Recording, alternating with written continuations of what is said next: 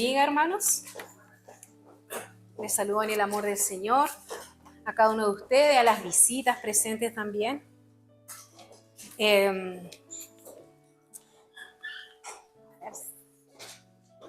Todavía no está aquí.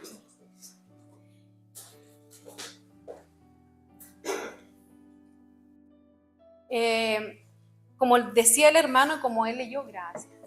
Como él leyó en Primeras de Corintios 6, 19, 20, lo vamos a volver a leer. Este es el título de la predicación del día de hoy, la presencia de Dios en mí. Y el texto está ahí. ¿O no saben que su cuerpo es templo del Espíritu Santo que está en ustedes, el cual tienen de Dios, y que ustedes no se pertenecen a sí mismos? Porque han sido comprados por un precio. Por tanto, glorifiquen a Dios en su cuerpo y en su espíritu, los cuales son de Dios. Amado Dios, en esta hora estamos delante de tu presencia, Señor. Te pido, amado Dios, que no sean mis palabras, Señor, sino que seas tú hablando, amado Dios, a tu iglesia. Te pido que abras también nuestro entendimiento y nuestros oídos espirituales para poder escuchar tu voz, Señor. En el nombre de Jesús. Amén. Amén. Hermanos, ¿cuántos han salido aquí de vacaciones? Ya, ¿cierto? Han salido de vacaciones. Qué rico es tomarse unos días fuera de la casa. Pero a veces pasa que cuando estamos fuera de nuestra casa, pueden ser varios días, algunos nos gustaría vivir en vacaciones, ¿cierto? Pero pasan algunos días y nosotros empezamos a decir, uy, echo de menos mi cocina. Echo de menos, no, yo no cocino así, porque algunos pueden ir a un hotel, a la casa de un amigo, de un familiar, acampar, pero no, yo no cocino así, yo lo haría de esta forma. Extraño mi cama, esa es como súper extraño mi cama. Y hay estudios comprobados que dicen que el ser humano, cuando llega a su casa, después de esas vacaciones, se relaja. Los niveles de estrés bajan. ¿Por qué? Porque está en su lugar seguro, está en su hogar. Entonces hoy vamos a hablar de algo muy parecido, que es volver a casa, volver a nuestra casa, que es Dios, que es su presencia, volver a su presencia y de que su Espíritu Santo está morando en nosotros. Por lo tanto, aquí como yo les tenía el título, la presencia de Dios en mí. Y ahí se las voy a dejar en blanco para que no se distraigan. La palabra presencia de Dios es un término hebreo y encontré dos significados. Uno dice panim, que es la palabra más común para la palabra presencia y significa rostro. Y implica un encuentro íntimo, personal y directo con Dios. Y el otro significado que a lo mejor algunos han escuchado es shekinah, también del hebreo, de la raíz shakán, que significa hablar o establecerse. Este representa la presencia manifiesta y gloriosa de Dios, que desciende y reposa sobre su pueblo como en el tabernáculo o en el templo. En la Biblia, ahí usted no sé si alcance a buscar, yo voy a ir rápido con los textos. En la Biblia podemos ver en Génesis 1, capítulo 2, dice: la tierra estaba sin orden y vacía, y las tinieblas cubrían la superficie del abismo, y el Espíritu de Dios se movía sobre la superficie de las aguas. Aquí ya vemos cómo el Espíritu de Dios está obrando desde el principio de la creación. Recordaba un coro que dice: en el principio el Espíritu de Dios, ¿cierto? Está basado en este. Y aquí vemos cómo el Espíritu de Dios ya está obrando en la creación desde el principio. En Génesis 3:8 dice: en el huerto del Edén, dice, y oyeron al Señor Dios que se paseaba en el huerto. Por lo tanto, la presencia de Dios también estaba allí en el huerto con Adán y Eva. Pero cuando entró el pecado, no digamos de quién fue la culpa, ¿cierto? No entremos en eso. Cuando entró el pecado, esa conexión con Dios se rompió, fue interrumpida. Entonces en el huerto del Edén eso se rompió. Más adelante, vamos así muy rápido en esta parte, Moisés fue llamado al Sinaí. Él tenía que ir al monte, tenía que sacrificarse, caminar, tenía que dejar al pueblo. Cuando Moisés iba al Sinaí, ¿Qué pasaba con el pueblo? Se portaban un poco mal, ¿cierto? Como nosotros a veces también. Así que él iba y ahí Dios hablaba con Moisés. Ahí estaba la presencia de Dios. En Éxodo 24:15 dice, entonces Moisés subió al monte y la nube cubrió el monte. Y la gloria del Señor reposó sobre el monte Sinaí. Más adelante, otro poquito más adelante, vemos que Dios ordena que hagan un tabernáculo. En Éxodo 25:8 dice Dios que me hagan un santuario para que yo habite entre ellos. Porque a pesar del pecado que se rompió en el Edén, del pecado, de la desobediencia, Dios quiso seguir buscándonos, quiso seguir buscando a su creación. Y este santuario era un santuario portátil, donde ellos iban, llevaban la presencia, llevaban eso y la presencia de Dios descendía ahí. Y con el tiempo, este tabernáculo fue reemplazado por el templo en Jerusalén. Y allí la presencia de Dios también se manifestaba, pero aún existía esa separación entre Dios y el hombre. Pero Dios, que es un Dios extraordinario, hizo algo extraordinario. Ya no sería el hombre quien tendría que acercarse al tabernáculo o ir al monte o ir al templo, sino que Dios mismo vendría a habitar entre nosotros. Y en Juan 1:14 dice que el Verbo se hizo carne y habitó entre nosotros, ¿cierto? Jesús, Emmanuel, Dios con nosotros. La presencia de Dios ya no estaba representada solo con una nube, un tabernáculo, el templo. Ahora caminaba entre las personas, en la persona de Jesús. Hay un himno que nosotros cantamos y decimos, Dios en tres personas. Bueno, a mí me gusta mucho la música, lo asimilo todo. Dios en tres personas, bendita Trinidad. La cantamos, ¿cierto?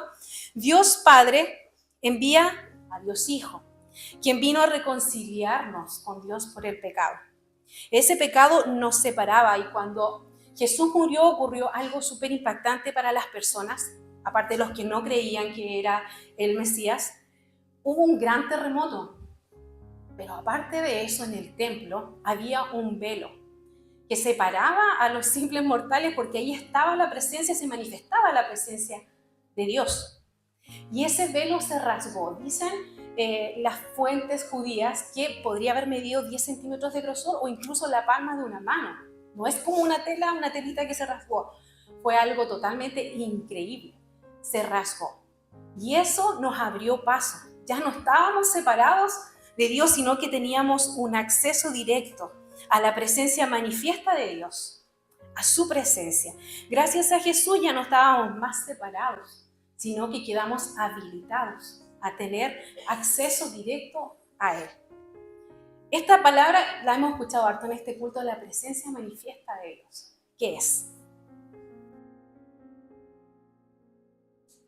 A ver, no sé qué pasó ahí, si me pueden ayudar arriba con el cuadrito. No avanza aquí. Ahí. Ya, ahí dice. Este texto está sacado de un libro que se llama Señor, enséñanos a orar, de una escuela de oración. Y dice, cada institución o cada persona tiene acceso a la omnipresencia de Dios. La omnipresencia de Dios es la presencia que está en todas partes. Y solo la iglesia tiene el acceso continuo a la presencia manifiesta de Dios. Omnipresencia, veamos acá. La omnipresencia es real, ¿cierto? Dios está en todas partes. La presencia manifiesta de Dios también es real. La omnipresencia de Dios es fiel a la naturaleza de Dios. La presencia manifiesta de Dios también es fiel a la naturaleza de Dios. Su omnipresencia, Dios está en todas partes. Y en la presencia manifiesta, Dios es percibido tangiblemente. En la omnipresencia normalmente es desconocida, no todos saben que Dios está en todas partes. Pero en la presencia manifiesta, Dios es percibido tangiblemente, podemos sentir. En la omnipresencia es teórica, pero la presencia manifiesta de Dios es transformadora. Donde está la presencia manifiesta de Dios, nada queda igual como era, sino que es transformado. La omnipresencia es impersonal, la presencia manifiesta de Dios es personal. La omnipresencia de Dios no requiere obediencia. Si nosotros no obedecemos, Dios va a estar en todas partes igual.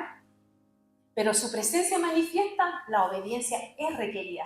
Tenemos que obedecer a Dios, su palabra. La omnipresencia de Dios no requiere ninguna oración. Yo no tengo que orar para que Dios esté en todas partes. Es su naturaleza. Él está en todas partes. Pero para que la presencia manifiesta de Dios sea, normalmente requiere oración. La omnipresencia de Dios, hay orgullo, porque en el ser humano nadie nos va a decir que no lo haya.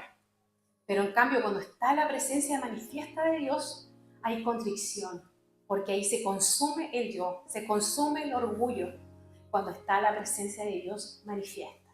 Y Cristo es la presencia manifiesta de Dios. ¿Amén? Amén. Si bien Dios está en todas partes, como decía recién, no siempre experimentamos su presencia manifiesta. Cristo vino a revelarnos al Padre y al abrir el camino para que podamos tener comunión con Él. Jesús cumplió su tarea cuando vino, vivió, habitó entre nosotros, murió, resucitó, 40 días estuvo ahí con sus discípulos, ¿cierto? Ascendió y 10 días después, ¿qué pasó? El Pentecostés. Ahí, los que estaban ese día en Pentecostés fueron llenos del Espíritu Santo. Y ahí se cumple el texto principal que estamos leyendo hoy y dice, ¿o no saben que su cuerpo es templo del Espíritu Santo? El cual tienen de Dios. Nuestro cuerpo es el templo del Espíritu Santo. Su Santo Espíritu habita ahora en nosotros. Antes la presencia de Dios estaba, se paseaba sobre las aguas, estaba en el Edén, estuvo en el Sinaí con Moisés, en el tabernáculo, en el templo.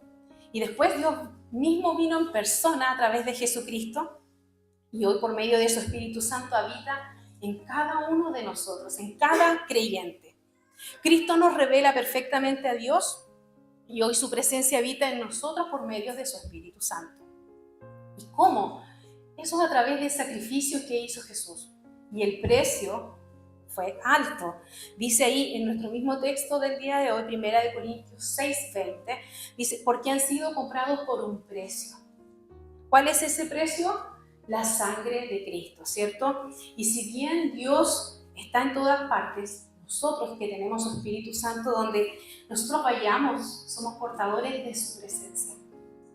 Mire, lo que estamos hablando hoy es hermoso porque nos muestra cómo Dios siempre nos ha buscado, cómo siempre ha querido tener una relación con su creación.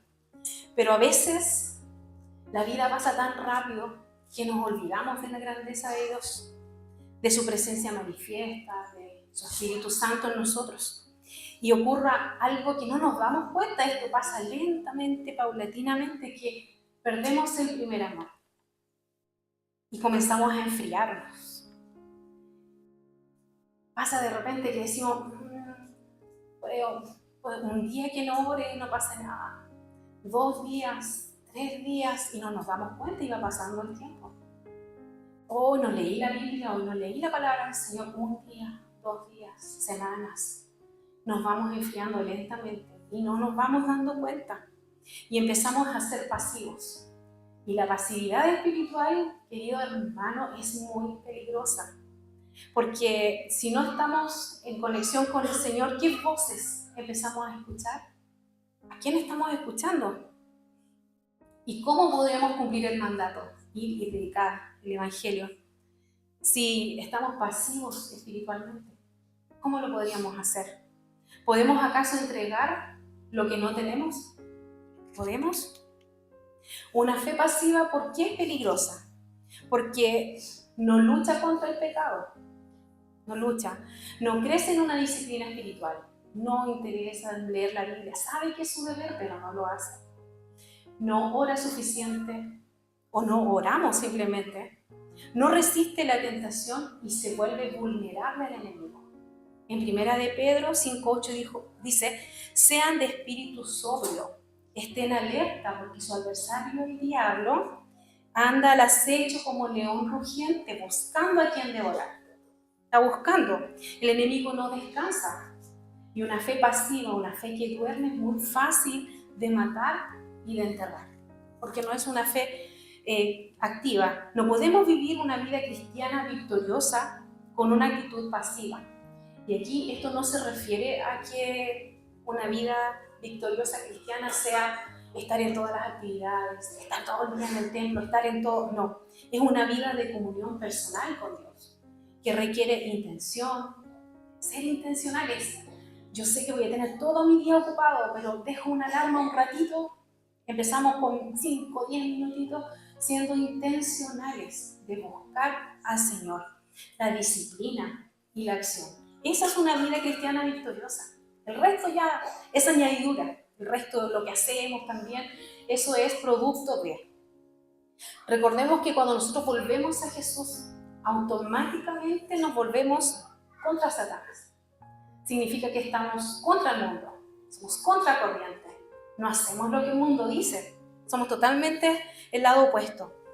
Y eso nos pasa igual en el mundo actual. Por ejemplo, nosotros cuando manejamos en la calle y alguien hace una maniobra, en vez de insultarlo o decir algo, lo vamos a bendecir, ¿cierto? ¿Cierto? Sí. Entonces, eso es el contracorriente. La gente, por lo general, si el otro se enoja más. Pero nosotros somos diferentes, somos contracorriente. Así que si alguien allá está manejando, hizo una mala maniobra, contamos hasta 10, le pedimos paz al Señor, y para que esa es una lucha con nuestra carne, es una lucha diaria, nunca se va a acabar hasta que vayamos y partamos de esta tierra, pero ya tenemos la victoria en Jesús. No nos olvidemos de eso, tenemos la victoria en Jesús. Cuando hacía esta predicación me acordaba, fuimos a conferencia con los chicos, con los jóvenes en abril, y hubo un pastor que nos marcó harto a todos. El Señor lo usa Él en milagros. ¿Usted cree en los milagros? ¿Cree que Dios hace milagros aún hoy? Y él, aparte de los chicos que estaban impactados por los testimonios del pastor, el pastor dijo una frase, dijo, el mismo Dios que me usa a mí, los puede usar a ustedes. Es el mismo Dios. Entonces ese pastor marcó con esa palabra, el mismo Dios que me hace, porque no es Él, es Dios obrando. Moisés tenía que ir a la presencia de Dios, ¿cierto? Cuando él subía al monte, él escuchaba la voz del Señor, y nosotros a veces decimos, oye, ha sido bacán ser Moisés, ir allá al monte, escuchar a Dios, hablar con Él. Pero así como pensando un poquito, ¿qué nos diría Moisés hoy a nosotros? Diría, ¿en serio que no tienen que ir al monte? ¿En serio, iglesia de Coyhaique, que el Espíritu de Dios habita en ustedes? ¿En serio? Seguramente no lo podría creer y se maravillaría con esta noticia, porque el Espíritu Santo de Dios está en cada creyente. Somos portadores de su gloria, de su presencia, donde quiera que vayamos. Y como decíamos recién, ahora nosotros podemos tener acceso continuo a Dios. Y no solo eso, sino que podemos vivir una vida que agrade a Dios por medio de su Espíritu. Este ejemplo que les voy a dar lo escuché, no lo inventé yo. Pero es como una red Wi-Fi. ¿Cuántos tienen Wi-Fi en su casa? Todos, ¿cierto? Es algo súper conocido. Hay un router. Y si yo me acerco al router y voy con mi celular, que justo no lo traje, pero es celular, la señal es buena, el video me carga súper bien si estoy cerca del router, la película súper bien, la página que yo estoy súper bien. Pero ¿qué pasa si me alejo de ese router y me voy afuera de la casa o a la última pieza? La señal empieza a fallar. Ya la película no la podemos entender bien, el video no lo entendemos bien porque se empieza a pegar la señal, ¿cierto? Entonces, aquí es lo mismo, mientras más cerca estemos del Señor, más vamos a ir entendiendo, más vamos a ir conociendo. ¿Por qué? Porque vamos a ver la película completa, la vamos a poder entender. Pero si estamos lejos del Señor, lejos de este router, como el ejemplo, es difícil que cargue esa señal. En Efesios 1:13 dice, en Él también ustedes, después de escuchar el mensaje de la verdad, el evangelio de su salvación, y habiendo creído, fueron sellados con Él en el Espíritu Santo de la promesa. Cuando creemos en Dios como Padre, que envió a su único Hijo, y creemos que murió y que resucitó para redimirnos de nuestros pecados, es que somos sellados. Sellados es un sello, sellados. Eres mi propiedad, eres mío. Cuando aceptamos al Señor, el Dios pone su marca. Ya no somos del mundo ni eres mío, dice el Señor. Y ese es el sello. Hay un libro que se llama El Poder de lo Alto, que lo escribió Benjamin Simpson, que es el fundador de la Iglesia Alianza. Y él hace una vital distinción que podemos entender hoy. Y es una cosa que nosotros seamos sellados con su Espíritu Santo y que esté Él gobernando cada rincón de nuestra vida. Eso es una cosa. El sello, por ejemplo, viene y dice, esta casa es de Dios, esta vida. Pero cuando viene el Espíritu Santo a llenar, quiere decir que le damos las llaves de todas las habitaciones a Dios, para que Él gobierne sobre toda nuestra vida. Es como que se mudó a la casa y tomó todas las llaves de la habitación. Porque cuando estamos sellados, no, fuimos sellados por el Espíritu Santo. Pero de ahí vamos a hablar ahora de este término, porque me gustaría compartir esto con ustedes. Como les decía recién, en Efesios dice, fuimos sellados. Pero otra cosa es vivir directamente llenos de Él y bajo su dirección. Son dos cosas diferentes. Ser sellados y ser llenos. Podemos estar sellados por Dios y haber escuchado mucho hablar del Espíritu Santo. Podemos haber leído libros del Espíritu Santo. Podemos haber conversado del Espíritu Santo con otros. Haber estado toda la vida en la iglesia, 20, 30 años o quizás nuevos, y no conocer a la persona del Espíritu Santo. Porque no es una cosa, no es un fuego, es una persona, la persona del Espíritu Santo.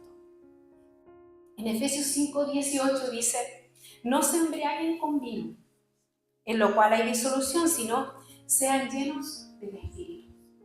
Cuando una persona se embriaga, se emborracha, pierde el control de su cuerpo, de su boca, ¿cierto? Pero cuando somos llenos del Espíritu Santo, Él toma el control de nosotros. Es mejor ser llenos de su Espíritu. Simpson, de quien le hablaba recién, enseña que el Espíritu puede manifestar su poder, pero para eso primero debe hacer una purificación. En nuestro cuadro que vimos recién, veíamos que cuando la presencia manifiesta de Dios está, trae constricción a nosotros. El Espíritu Santo es como un fuego. No solo calienta el corazón, sino que también consume. Consume el orgullo, consume el yo, como les decía recién, porque eso nos impide crecer. Nos impide crecer. No podemos pretender, ejemplo, llevar el fruto del Espíritu si no permitimos que el Espíritu Santo limpie lo que hay en nuestro corazón.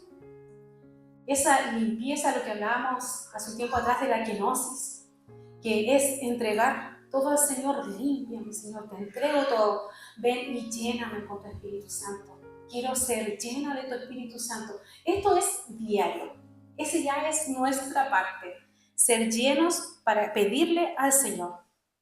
Y el fruto del Espíritu, yo sé que bien la mayoría se lo sabe, el fruto de estar llenos del Espíritu es amor, gozo, paz, ¿qué más? Paciencia, benignidad, bondad, fe, mansedumbre, templanza. Todo eso va a aparecer solo cuando ya consumido el yo, es consumido el orgullo y dejamos que Dios actúe en nosotros. Pero ¿cómo seremos llenos? Como les decía igual recién, siendo intencionales.